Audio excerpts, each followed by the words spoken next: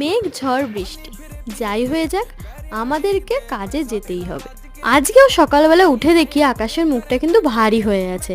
ধীরে ধীরে বৃষ্টি কিন্তু সকাল থেকে হয়েই রয়েছে, সারা রাতও নাকি বৃষ্টিই হয়েছে।